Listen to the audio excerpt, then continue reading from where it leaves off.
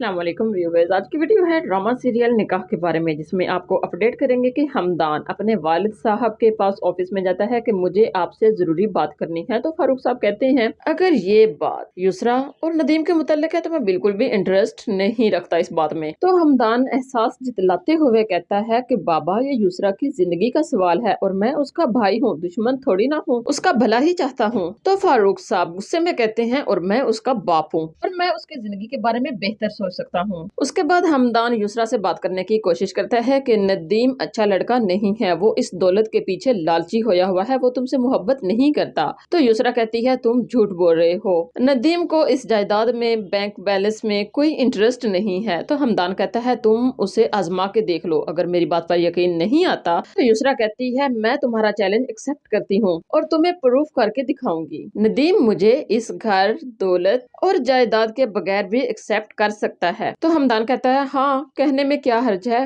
वो झूठी कस्में खा लेगा, इसमें इतनी कौन सी बड़ी बात है, उसके लिए नॉर्मल सा काम है उसके लिए ये तो। युसरा के कहने पर नदीम उनके घर आता है। तो युसरा नदीम से कहती है नदीम तुम मुझसे कितनी मोहब्बत करते हो। तो नदीम कहता है ये कैसा सवाल है युसरा। तो युसरा कहती है बताओ ना नदीम मुझे, अगर बाबा ने मुझे इस जायदाद, दौलत, बैंक बैलेंस हर चीज से तुम्हारे वालिदैन की तरह आग कर दिया तो क्या तुम मुझे अपना लोगे। नदीम एक मिनट के लिए तो चुप रहता है, जब देखता है कि बाहर हमदान खड़ा है तो ओवर मोहब्बत की फीलिंग्स जताते हुए कहता है इसमें कौन सी बड़ी बात है, मुझे इस बैंक बैलेंस जायदाद में कोई लालच नहीं है, मैं फिर भी तुम्हें अपना सकता हूँ। युसरा क्या तुम्हें मेरी मोहब्बत पर यकीन नहीं है। तो युसरा कहती है मुझे तुम्हारी मोहब्बत पर पूरा यकीन है। दूसरी तरफ रमशा की हमसाई जो चाहती है कि उसके बेटे की शादी रमशा से हो जाए और ये घर भी उनका हो जाए, वो अपने बेटे से कहती है जाओ काजी को बुला कर लाओ। तो रमशा कहती है वो किस लिए। तो वो कहती है बेटा तुम्हारा और अनवर का आज निकाह है। तो रमशा कहती है आप होती कौन है मेरा निकाह करवाने वाली। तो वो